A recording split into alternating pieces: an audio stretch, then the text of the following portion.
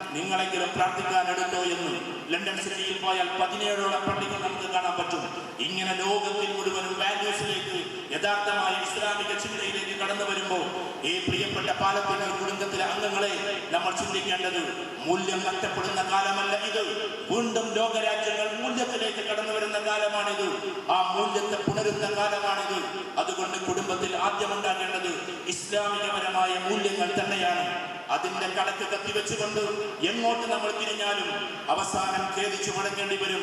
ചിലപ്പോൾ ഖേദിക്കാൻ നമുക്ക് അവസരം കിട്ടാതെയും വരും എന്ന് നമ്മൾ തിരിച്ചറിയേണ്ടതുണ്ട്. അതുകൊണ്ട് പ്രതാപിയായ ഏതോ ഒരു മനുഷ്യൻ 200 വർഷം മുമ്പ് ഒരു വലിയ മിഞ്ചരാഗമായി, ഒരു വലിയ വെളിച്ചവുമായി ഇവിടെ കടന്നു വന്നുവെങ്കിൽ അതിന്റെ പിന്തലമുറക്കാരായ നമ്മൾ ചെയ്യേണ്ടത് ആ വഞ്ചരാഗ കെടുത്താതെ, ആ ഒരു വല്ലാത്ത ആ വെള്ളി വെളിച്ചം കെടുത്താതെ സൃഷ്ടിക്കാൻ നമുക്ക് സാധിക്കേണ്ടതുണ്ട്. അത് അല്ലാഹുവിനെ ജഗന്നിയന്താവായ തമ്പുരാന് യഥാർത്ഥമായ രീതിയിൽ വിശ്വസിച്ചും യഥാർത്ഥമായ രീതിയിൽ ആദരിച്ചും ആരാധിച്ചും ഇതേപോലെ തന്നെ ഏറ്റവും നല്ല രീതിയിൽ പ്രണയിച്ചും. അല്ലാഹു വിശുദ്ധ ഖുർആനിൽ പറയുന്നത് ആരാധനയെ കുറിച്ച് മാത്രമല്ല, മുഅ്മിനീങ്ങൾ അത് കഠിനമായി എന്നെ പ്രണയിക്കുന്നു എന്നാണ്. അല്ലാഹു ഖുർആനിൽ പറഞ്ഞ വാക്കാണ് മുഅ്മിനീങ്ങൾ എന്നെ പ്രണയിക്കുമെന്ന്, എന്നെ വല്ലാണ്ട് സ്നേഹിക്കുമെന്ന്. അശ്ശദ്ദു ഹുബ്ബ എന്നാണ് അല്ലാഹു പ്രയോഗിച്ചത്. അതികഠിനമായി, അതിശക്തിയായി എന്നെ സ്നേഹിക്കും അവരെന്ന്. ആ സ്നേഹമാണ് നമുക്ക് അല്ലാഹുവിനോട് ഉണ്ടാകേണ്ടത്. ആ സ്നേഹത്തിൽ നിന്നാണ് യഥാർത്ഥമായ ആരാധന ഉണ്ടാകുന്നത്.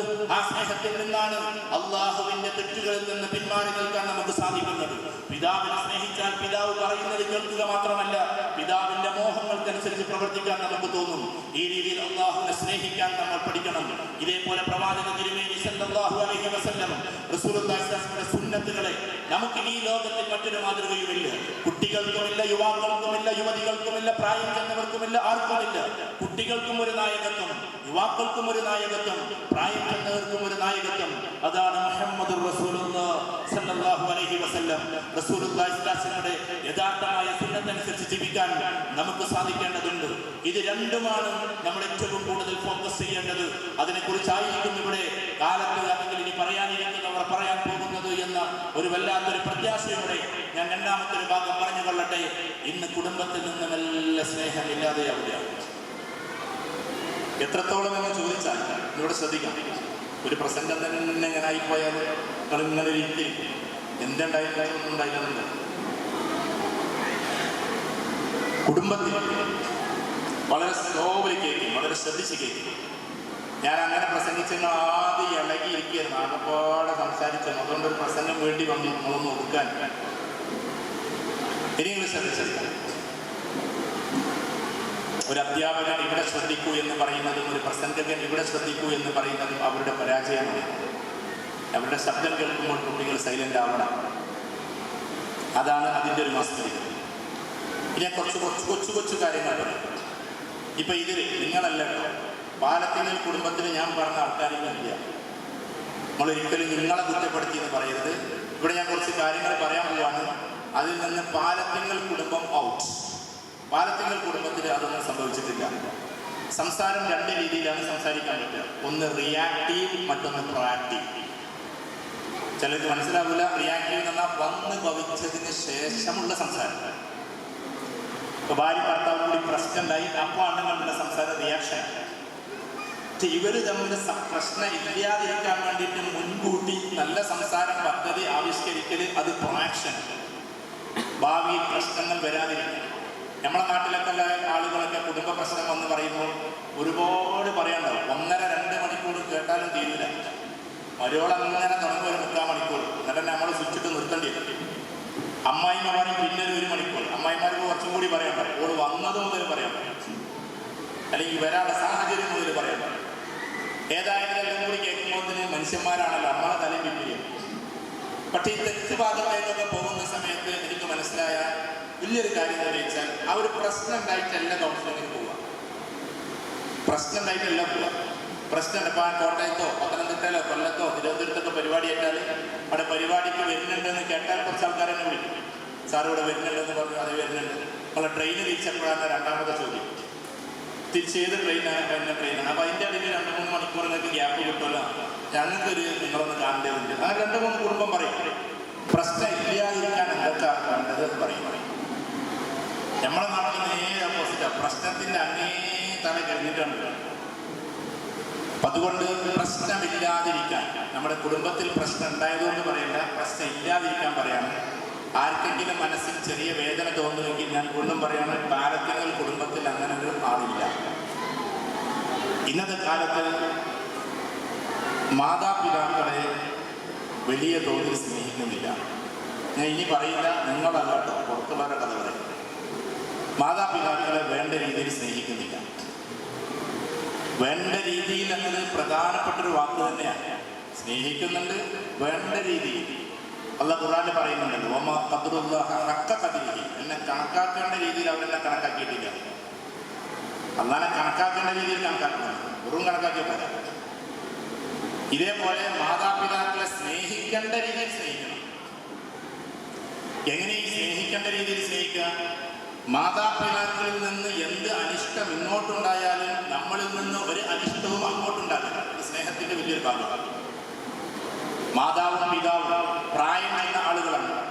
ആ പ്രായം ചെന്ന ആളുകൾക്ക് ഒരുപാട് ചെറിയ ചെറിയ വൈകല്യങ്ങൾ ഉണ്ടാവും. അവരെ പെട്ടെന്ന് മാറ്റാൻ നമുക്ക് കഴിയില്ല. അതുകൊണ്ട് അവരോടൊരു പ്രത്യേക മത്സര ബുദ്ധിയോടെ നമ്മൾ നിൽക്കരുത്. എന്നിട്ട് അവരോട് ഉള്ള കാലത്ത് കുറച്ച് ശണ്ട കൂടി നിന്ന് അവസാനം അവരിൽ ആരെങ്കിലും ഇരിഞ്ഞു പോയാൽ അഥവാ മരിച്ചു പോയാൽ ഇരുന്ന് കരയലും ഭയങ്കര അവസ്ഥ പറയലും അതിലൊന്നും വലിയ കാര്യമൊന്നുമില്ല. ജീവിച്ചിരിക്കുന്ന കാലത്താണ് നമ്മൾ സ്നേഹം കൊടുക്കുന്നത്. മരിച്ചു കഴിഞ്ഞാൽ അവർക്ക് വേണ്ടി ദുആ ചെയ്യണം, അവർക്ക് വേണ്ടി ജാരിയായ കാര്യങ്ങൾ മുഴുവൻ ചെയ്യണം. അതൊക്കെ ചെയ്യണം. അവരുടെ ഖബറുകൾ പോയി നമ്മൾ പ്രാർത്ഥിക്കണം. എല്ലാ നിസ്കാരത്തിന് ശേഷവും നമ്മൾ പ്രാർത്ഥിക്കണം. എല്ലാ കാര്യങ്ങളും ചെയ്യണം. മാതാപിതാക്കൾക്ക് വേണ്ടി ഒരുപാട് നന്മകൾ ചെയ്യണം. ഇതൊക്കെ അല്ലാഹുവിന്റെ അടുക്കൽ ഏറ്റവും പ്രതിഫലമുള്ളതും അവർക്ക് കിട്ടുന്ന കാര്യങ്ങളും. പക്ഷേ ജീവിച്ചിരിക്കുന്ന കാലഘട്ടത്തിൽ നമ്മൾ എന്ത് ചെയ്തു എന്നത് തന്നെയാണ് യഥാർത്ഥ സ്നേഹം. ജീവിച്ചിരിക്കുന്ന കാലത്ത് അറബിയിൽ ഒരു മനോഹരമായ കാവ്യമുണ്ട്. ഭാര്യയും ഭർത്താവും തമ്മിൽ ഭയങ്കര പ്രയാസത്തിലായിരുന്നു. ലോക പ്രശസ്തമായ അഹമ്മദ് ബുഖാത്തിറിന്റെ ഒരു കാവ്യമാണ്. അഹമ്മദ് ബുഖാത്തിറാണ് ഇന്ന് ലോകത്തിൽ ഏറ്റവും അറിയപ്പെടുന്ന അറബി കാവ്യം പാടുന്ന ആൾ. അപ്പൊ അഹമ്മദ് ബുഖാത്തിർ അദ്ദേഹത്തിന്റെ ഒരു കവിതയിൽ പറയുന്ന ഒരു ശകലം, അഥവാ ഭാര്യ നല്ല മുത്തക്കിയായി ജീവിച്ചാണ്, ഭാര്യ നല്ല രീതിയിൽ നിസ്കരിക്കും, നോമ്പോർക്കും, തഹജ്ജുദ് വരെ ഉള്ളാക്കില്ല.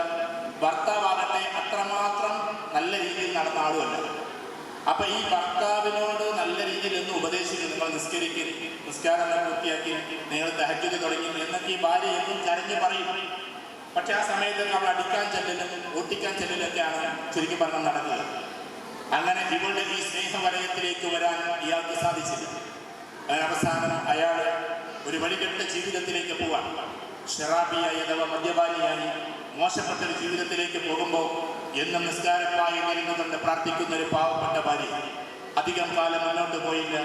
ഈ ഭാര്യ എന്നേക്കുമായി ഈ ലോകത്തോട് വിട പറയുക. യുവതിയായിരിക്കെ വിട പറഞ്ഞു. വിട പറഞ്ഞു എന്ന് കേട്ടപ്പോൾ ഈ മനുഷ്യന് വല്ലാത്ത സങ്കടമായി. കരഞ്ഞ് കരഞ്ഞ് വിലപിച്ചു. മരിച്ച ആ മയ്യത്തിനെ നോക്കിയിട്ട് ഒരുപാട് വിലപിച്ചു പറയുന്ന കാവ്യമുണ്ട്. അതിനുശേഷം ഈ മനുഷ്യൻ നന്നാവുകയാണ്. ഇയാൾ നന്നാവാൻ ആ ഭാര്യയുടെ മയ്യത്തെടുക്കേണ്ടി വന്നു എന്നർത്ഥം. അങ്ങനെ നന്നായി ഭാര്യ ഉദ്ദേശിച്ചതിനേക്കാൾ ഏറ്റവും നല്ല രീതിയിലാണ്. എന്നിട്ട് അയാൾ പാടുന്ന ഒരു കാവ്യമാണ്, നീ കാണുന്നുണ്ടോ ഞാൻ ഈ ചെയ്യുന്നതൊക്കെയും? എത്രയോ കാലം നമ്മൾ ഒന്നിച്ച് ജീവിച്ചു, പക്ഷേ നിന്റെ വാക്കുകളൊന്നും ഞാൻ കേട്ടില്ലല്ലോ. നീ ഒരുപാട് എന്നോട് നന്മകൾ പറഞ്ഞു തന്നു. ഞാൻ ഇന്ന് ആ നന്മയിലൂടെ ജീവിക്കുന്നു, പക്ഷേ ആ നന്മകൾ ഞാൻ ചെയ്യുന്നത് കാണാൻ നിനക്ക് പറ്റുന്നില്ലല്ലോ. എത്രയാണ് ഞാൻ നിന്നെ സ്നേഹിച്ചതെന്ന് നിനക്കറിയുമോ? പക്ഷെ എൻ്റെ കയ്യിൽ നിന്ന് നിനക്ക് ശകാരങ്ങൾ മാത്രമേ കിട്ടിയിട്ടുള്ളൂ എന്നൊക്കെ പറയുന്ന തീവ്രമായ നൊമ്പരത്തിന്റെ കാവ്യ സൗഗന്ധികത്തിന് ആ മനുഷ്യരാശിയിലേക്ക് കൊടുക്കുന്ന അഹമ്മദ് ബുഖാത്തിറിന്റെ കവിതയുണ്ട്. ഇതേപോലെയാണ് ശരിക്കും പറഞ്ഞിട്ടുണ്ടെങ്കിൽ ഇന്ന് ലോകത്ത് ജീവിച്ചിരിക്കുന്ന ആളുകളുടെ അവസ്ഥ.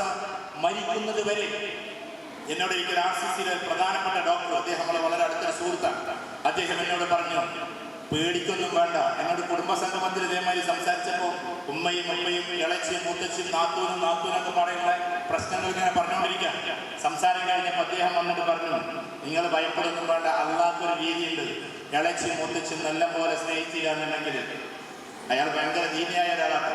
അദ്ദേഹം പറയാണ്, നല്ല പോലെ സ്നേഹിച്ചില്ല എന്നുണ്ടെങ്കിൽ, അല്ലെങ്കിൽ നാത്തൂനും കൂടി നല്ല പോലെ സ്നേഹിച്ചില്ല എന്നുണ്ടെങ്കിൽ, അതേപോലെ തന്നെ അമ്മായിമായും മരുമകളും നല്ല പോലെ സ്നേഹിച്ചില്ല എങ്കിൽ അള്ളാഹ് ചില അസുഖങ്ങൾ കൊടുക്കും ആർക്കെങ്കിലും ഒരാൾക്ക്. ആ അസുഖം കൊടുക്കുന്നതോട് കൂടി ഒന്ന് നന്നാവും. ഉദാഹരണത്തിന് ഇളയച്ചി മുത്തച്ചി ഒന്നും ചണ്ടിയിലെന്ന് വിചാരിക്കാൻ ഭയങ്കര വാക്പോരുകളും പ്രശ്നങ്ങളും ഇളയച്ചി മുത്തച്ചി തന്നെ ഇവിടെ പറയാം. എന്തെന്നല്ലേ ഇവിടുത്തെ ഭാഷ ഉപയോഗിച്ചതാ. നമ്മുടെ നാട്ടിൽ അങ്ങനെ തന്നെ പറയാം. ജ്യേഷ്ഠന്റെ ഭാര്യയും അനുജന്റെ ഭാര്യയും തമ്മിൽ ഇന്നും വക്കാണത്തിലാണ്. അപ്പൊ അള്ള കുറേ കാലം ഇങ്ങനെ സഹിച്ചിരിക്കും. മനസ്സിലായോ? ഇവര് നേരാവണില്ല എന്ന് കണ്ടാല് അള്ള ആർക്കും ഒരാൾക്ക് സോപ്പെടും. ചിലപ്പോൾ ആൾക്കാർക്ക് കൊടുക്കുക, മുത്തശ്ശിക്കാണ്ട് കൊടുക്കുക. ഒരു ക്യാൻസർ ഇപ്പം ഇങ്ങനെ പടരല്ലേ. അപ്പൊ പിന്നെ അതോടുകൂടി ആരുടെ പ്രശ്നം നിൽക്കും? മുത്തച്ഛിന്റെ പ്രശ്നം. പിന്നെ താത്ത ഞങ്ങൾ പറഞ്ഞ പൊരുത്ത പറഞ്ഞട്ടാ, താത്ത അങ്ങനെ ആവണട്ടാ, താത്ത അങ്ങനെ ആവണട്ടാ. ഈ മാപ്പപേക്ഷിക്കാൻ എന്ന പോലെ ആർക്കെങ്കിലും ഒരാൾക്ക് അസുഖം കൊടുക്കും. മക്കളുടെ പേരിലാണ് ചണ്ട കൂടുന്നതെങ്കിൽ ഒരു വർഷം നല്ല ദീനയാണ്. ഒപ്പര് പറയാം ക്യാൻസർ ഉണ്ടാകുന്നത് പച്ചക്കറി നിൽക്കും, പോത്തർച്ചി നിൽക്കുന്നല്ല, മനുഷ്യന്റെ ഉള്ളിലുള്ള കുറെ പ്രശ്നങ്ങൾ ഉണ്ടായിട്ടാണ്. അപ്പൊ കുറെ നല്ല ആൾക്കാർക്ക് ഉണ്ടാവുന്നില്ല എന്ന് ചോദിക്കും. നല്ല ആൾക്കാർക്ക് ഉണ്ടാകും. അതൊരു കാരണം കൊണ്ടാണ് അള്ളാഹു സ്വർഗത്തിന്റെ വിധാനം അവർക്ക് വേണ്ടി നിശ്ചയിച്ചു വെച്ചിട്ടുണ്ട്. അതിലേക്ക് എത്താൻ വേണ്ടിയിട്ടുള്ള ഇബാദത്ത് എത്ര ചെയ്താലും അതിലേക്ക് എത്തുകയില്ല. അത്രയും ടോപ്പ് ഡിഗ്രി ആയിരിക്കും അത്. അപ്പൊ അള്ളാഹു കൊടുക്കുന്നതാണെന്ന് ദാരിദ്ര്യവും മറ്റൊന്ന് രോഗവും. അത് വേറൊരു ഭാഗമാണ്. നമ്മളെപ്പോലെയുള്ള ആളുകൾക്ക് ഇത് വരാനുള്ള സാഹചര്യം മറ്റൊന്നാണ്. അതെന്താണെന്ന് ചോദിച്ചാൽ നമ്മുടെ ഉള്ളിലുള്ള വൈറലാണ്, നമ്മുടെ ഉള്ളിലുള്ള കുറെ പ്രശ്നങ്ങളാണ് നമുക്ക് ഇത്തരത്തിലുള്ള കാര്യങ്ങൾ ഉണ്ടാവുക എന്ന് പ്രശസ്തരും പ്രഗത്ഭരുമായ ആളുകൾ നമ്മളോട് വിധി എഴുതുമ്പോൾ, ഈ പ്രിയപ്പെട്ടവരെ അതിന് കാത്തു നിൽക്കരുത്. നമ്മൾ മരണപ്പെട്ടു പോകാൻ കാത്തു നിൽക്കരുത്. നമ്മൾ ഒരാൾക്ക് മാറാവ്യാധി രോഗം വരാൻ കാത്തു നിൽക്കരുത്. നമ്മൾ യഥാർത്ഥമായ അവസ്ഥയിൽ ജീവിക്കുമ്പോഴാണ് നമുക്ക് സ്നേഹമുണ്ടാകേണ്ടത്. ഞാൻ മേൽപ്പത്തൂർ എന്ന് പറയുന്ന പ്രദേശത്തുള്ളതാണ്. നിങ്ങളുടെ ഈ പെരിന്തൽമണ്ണക്കടുത്ത് പൂന്താനം എന്ന് പറയുന്ന ഒരു ഇടമുണ്ട്. പൂന്താന മഹാകവിയെ നിങ്ങൾക്കറിയാം. പൂന്താന മഹാകവിയുടെ ഗുരുവിന്റെ പേരാണ് മേൽപ്പത്തൂർ നാരായണ ഭട്ടതിരിപ്പാട്.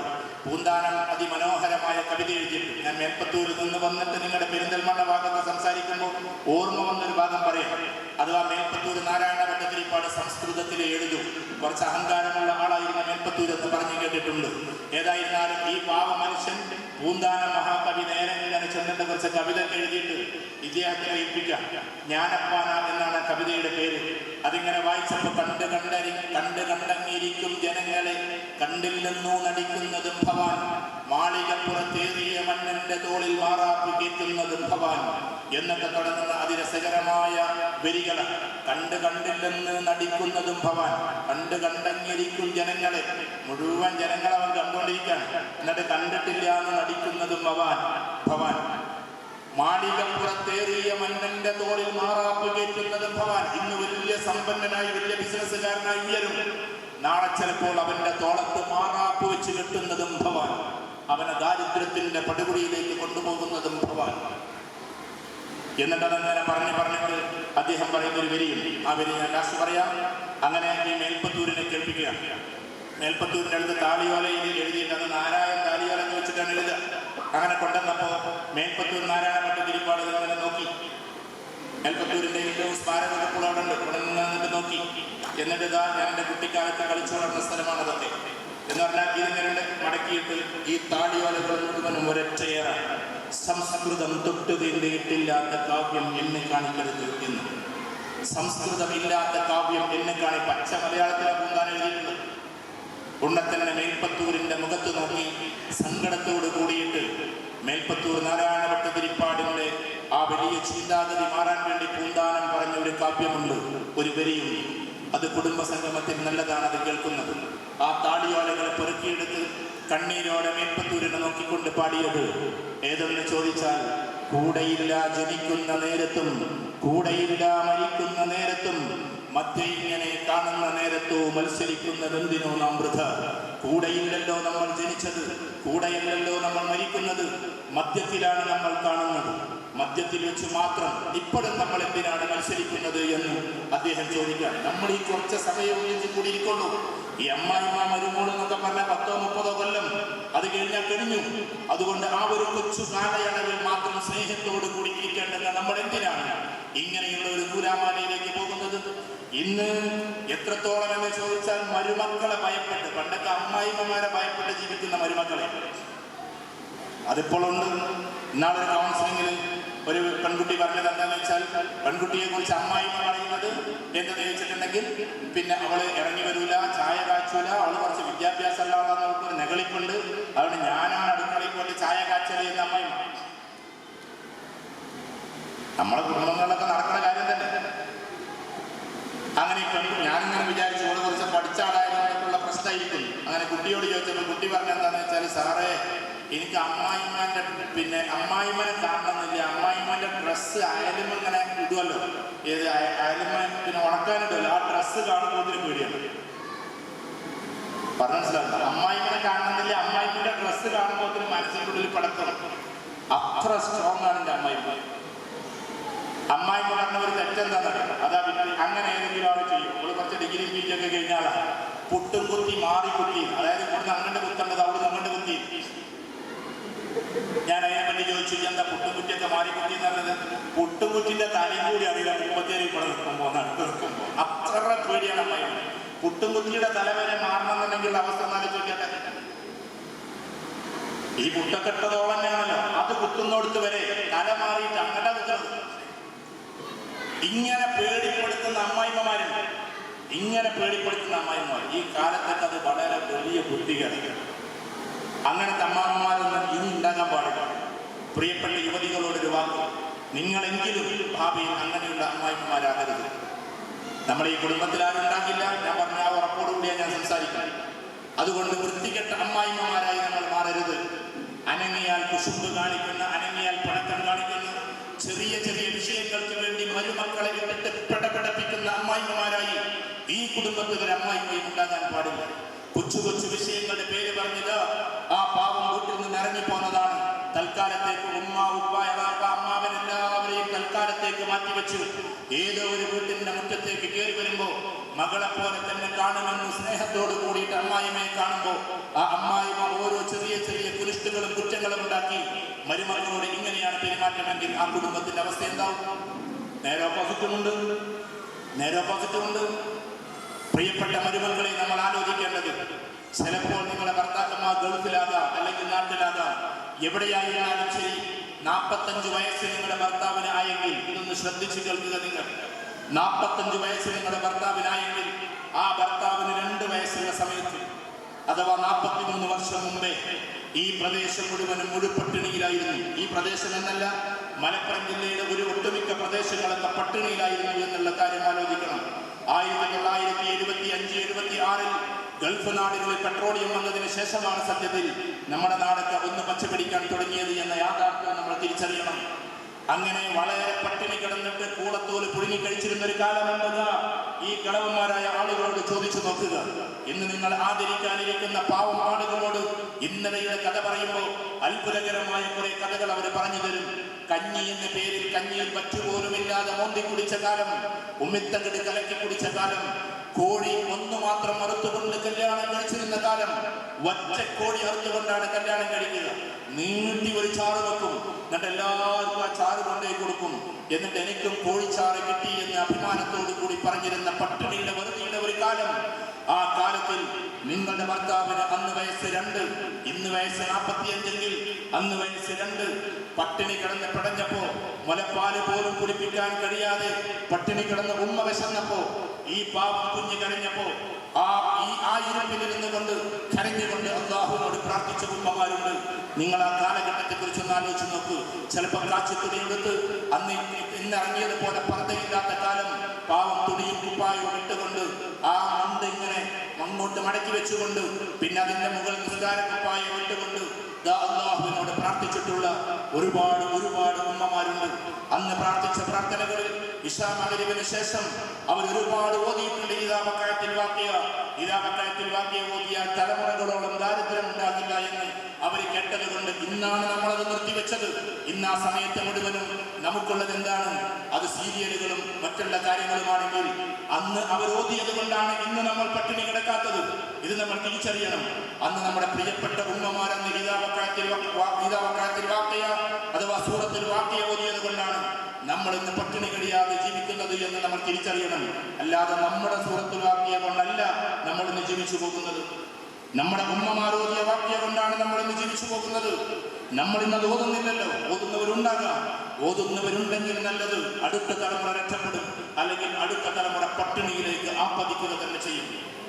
അങ്ങനെ ആ സാധു ഇരുന്നിട്ട് ഇദാ വഖഅത്തിൽ ഓതി അല്ലാഹുവിന്റെ മുമ്പിലേക്ക് കരങ്ങൾ ഉയർത്തിക്കൊണ്ട് നാഥ അല്ലാഹുവേ എന്റെ മക്കൾക്ക് നീ പട്ടിണി കൊടുക്കല്ല തമ്പുരാനെ, ഞങ്ങളോ പട്ടിണിയിലായി, അതുകൊണ്ട് ഞങ്ങളെ മക്കൾക്ക് ഈ അവസ്ഥ ഉണ്ടാക്കരുത് എന്ന് വിലപിച്ചപ്പോ അല്ലാഹുവിന്റെ അർശൊന്ന് കുലുക്കി കാണണം.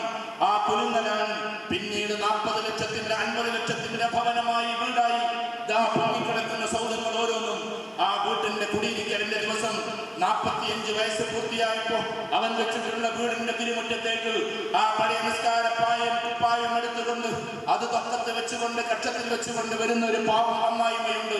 ആ അമ്മായിമ്മ എന്ന് നീ വിളിക്കുന്ന അവന്റെ ഉമ്മയുണ്ടല്ലോ, വർഷങ്ങൾക്ക് മുമ്പ് പ്രാർത്ഥിച്ചിട്ട് വീടിനെ വാങ്ങി തന്നിട്ടുള്ള ഉമ്മ, തന്റെ മകന്റെ വീട്ടിലൊന്ന് താമസിക്കണമെന്ന മോഹത്താൽ, ഒരു മാസമെങ്കിലും എന്റെ കുട്ടിയുടെ നല്ല വീട്ടിലൊന്ന് താമസിക്കണം മോഹത്താൽ, പഴയ ആ ഓല വീട് ചോർന്നൊലിക്കുന്ന രംഗമെല്ലാം ആലോചിച്ച് എന്റെ മകന് നല്ലൊരു വീടുണ്ടായല്ലോ എന്നുള്ള അങ്ങേയറ്റത്തെ അഭിനിവേശത്താൽ ഒരു മാസം ഇനി എന്റെ വീട്ടിൽ എന്റെ കുട്ടിയുടെ വീട്ടിൽ നിൽക്കണമെന്ന മോഹത്താൽ കടന്നു വരുമ്പോഴേ നമ്മുടെ നെറ്റി ചുളിഞ്ഞു, വരുമ്പോഴേ നമ്മുടെ ഹൃദയം പടഞ്ഞു, ഇനി തന്നെ ഇങ്ങോട്ടും കയറി വരികയാണോ എന്ന്.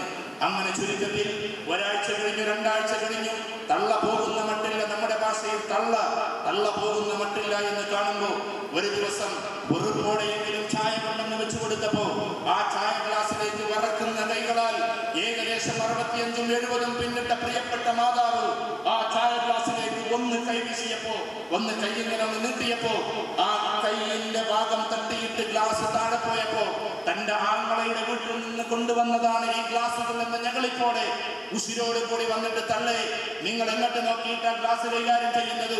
താഴത്തിലൂടെ നിങ്ങൾ ആ ആൾക്കാരിവിടെ കൊണ്ടുവന്നിട്ടുണ്ടോ ഗ്ലാസ്? നിങ്ങൾ കൊണ്ടെത്തുന്നതോ ഇവിടെ ഗ്ലാസ് എന്ന് പുലമ്പി പറയുന്ന പെങ്ങളെ, നീ ആലോചിക്കേണ്ടുന്ന ഒരു കാര്യമുണ്ട്. കാലങ്ങൾക്ക് മുമ്പ് ഏതൊരു അല്ലാഹു